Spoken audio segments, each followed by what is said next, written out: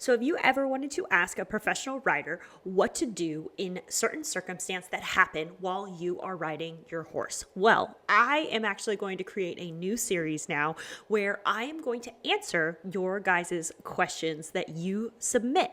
Now, this was inspired by someone who just actually asked me a question, and you officially get the first official response. So I am excited to hear what you think about this as a general concept, because you did ask me a really great question, and it actually got me thinking that there are people who probably have very specific struggles that you can't really respond to in just a comment on YouTube, and it takes a little bit more effort to answer these questions fully. So without further ado, I just posted a video called "Is Your Seat Truly Effective in the Saddle?" Now, this is part of my series on my 10 horse riding improvement tests, where I went through and thought of 10 ways where you, without a trainer on your own, can test different aspects of your riding that they're fun, they're silly, they're easy, but they're going to be very insightful for telling you about your straightness, about your balance, about your effectiveness in the seat.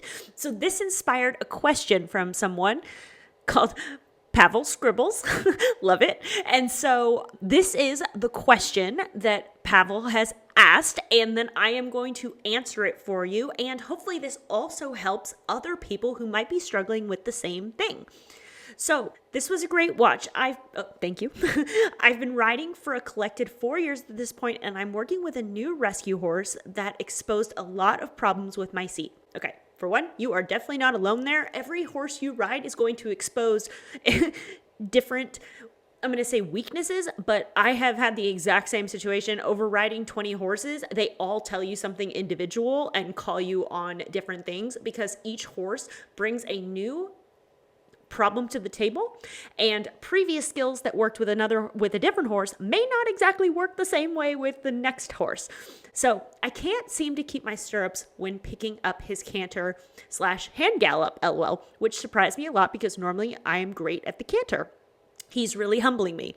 Don't worry, horses humble us all. I'm trying to find any advice I can around the horsey spaces to improve my seat and leg in order to improve my ability to hold the stirrups effortlessly by extension. Like I said, this is a great question because even though this is something specific that he or she is struggling with this horse, this actually brings up a much bigger thing, which is that riders tend to underestimate how much their seat actually influences speed. I'm going to read my answer, but then also I'm going to add some extra juice in here because I'm able to obviously say a lot more than I can write. So this was a great question. Yep, I agree with that. Sorry, patting myself on the back. What a mess. Without any context or watching video of you riding, the simple reason that we lose our stirrups is because we are not putting weight down in them anymore, and i.e. we're wrapping around with our legs more than we are actually pushing down through our stirrups. And then you lose your stirrup connection. Now, having your legs wrapped more around your horse is not itself a problem, right? Because you want to wrap your legs around your horse. However, this of course then becomes a chain reaction. So when you're wrapped more around with your legs, then you are sitting deeper in your seat, but not pushing down through your legs. And so you'll end up losing, two things will happen. You'll end up losing your stirrups, and two, you're going to accidentally push the secret go button that is on top of the horse's back, and you're going to actually goose them forward, which of course makes the whole situation even more worse because now you are running around at a speed you don't want to go at without stirrups, and you're probably leaning back because you accidentally went. My guess, again, sight unseen, is based on the fact that he is a rescue horse. He may have some PTSD from his past that you are up against, and that your seat is accidentally goosing him. Now, I've trained a lot of horses off the track, and one thing they all have in common is their own special brand of PTSD. Now, this is not a problem because you can obviously train horses and all animals, any rescue animal, that life isn't as bad as it used to be. And this is kudos to you because this is actually something that is really undervalued in our society of when you can take an animal and actually rehab it from a bad situation. Kudos to you. But you might be just tapping into a little bit of PTSD. And now, of course, they can't tell you what it is, so we're just going to have to go with guessing. But any horse that's been rescued, chances are something at some point has happened, and horses are very reactive. So he's just reacting, but not to you, to potentially something he has going on in his head that historically happened, right? Okay, so, and I also said in my comment, riders tend to underestimate how much our seat can influence speed because there is a secret go button and a secret eject button along a horse's back. Now, the secret go button is right in the middle of the saddle. If you sit really deep in a horse's, in your saddle, and you drive with your seat, you can go faster. Not even using your leg. You can use your seat alone to go faster on a horse if you sit deep enough and if you drive enough with your seat. But there's also a secret eject button. I don't know if you know this, but if your saddle slides too far back, or if you were riding bareback and you accidentally sit far enough back where right where their back and their butt meet, then that immediately makes a horse buck and you are going to be ejected. So just so you know, that's there. But we are talking about the secret go button on their back. So my suggestion is that you actually shorten your stirrups, because then it's going to make you be able to have your seat be a little lighter. Then also by extension, you're going to be putting more weight down into your feet. Now, there is a caveat here, because when you do shorten your stirrups, I don't want you to lean forward, right? So you can't, because you're going to throw off your own balance and therefore throw off the horse's balance. So make sure that when you do shorten your stirrups, you make sure that you keep your shoulders aligned with your hips, because what happens is when you shorten your stirrups and your knees get compressed,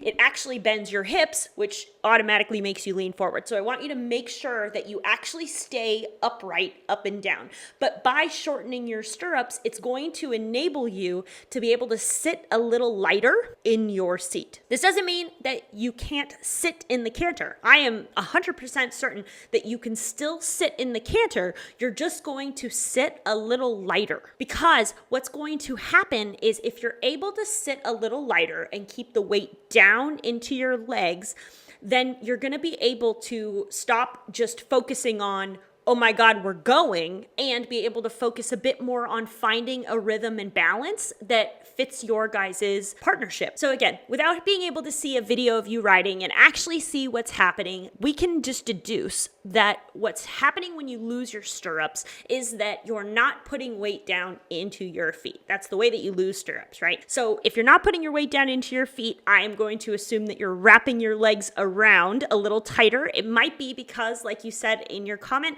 that the horse is going a little faster than you maybe want to go. And so what's then happening is when he goes, you are then leaning back. It's making you drive deeper into your seat on accident. It's just what's happening. And then he's then going even more.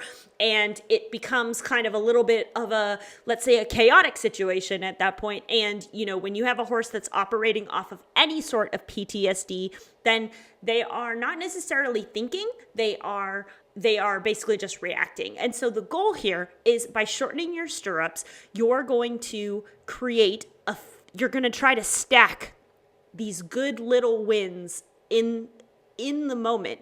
And it's going to then break the mental habit that your horse has of thinking it's only going to be the way that it used to be. Now, the only other thing that I'm going to suggest is when you're doing your canter, add more trot transitions in. So right now, I'm not really sure what you're doing, right?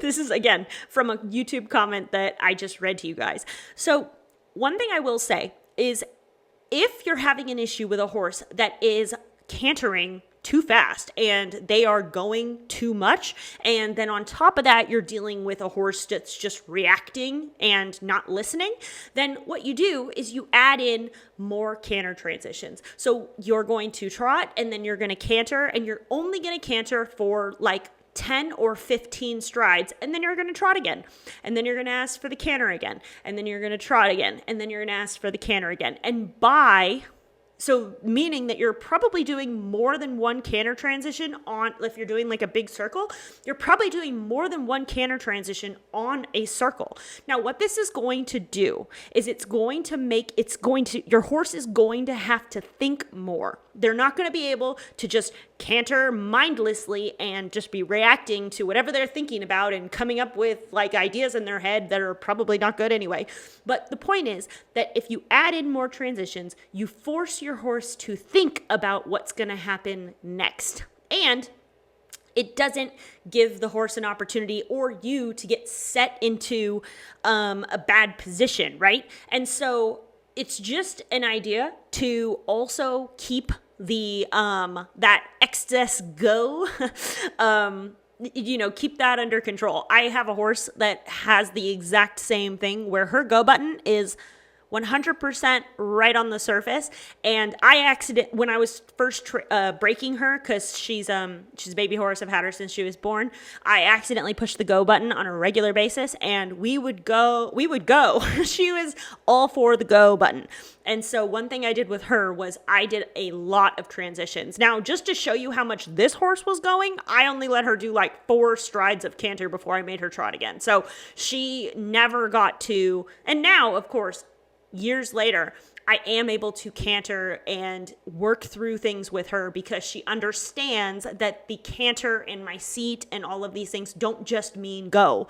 They mean steady too. So the idea being that if you don't allow the horse to get set mentally, then they have to keep thinking. And they won't just be reacting because they have to keep thinking about what they're doing in the moment. So owning horses comes with enough stress. So your roadside coverage shouldn't be part of that. And that's why I'm a partner of US Rider. Whether it's a flat tire, dead battery, or even needing emergency stabling for your horse, they've got your back 24/7. And the best part is that my link gets you 15% off. Hit the highway with confidence and claim your 15% discount today. Happy hauling. Hope this has helped. I am excited to hear what you have to say, and hopefully this helps you keep your stirrups. At the very least, that's going to help everything in the process. And also, if you hear this video and this has helped you and you have a question that you want me to answer, please feel free to ask in the comments. And this is going to be a new series where I actually answer people's specific horse riding struggles or questions. So I am looking forward to the next question, and I'll see you then.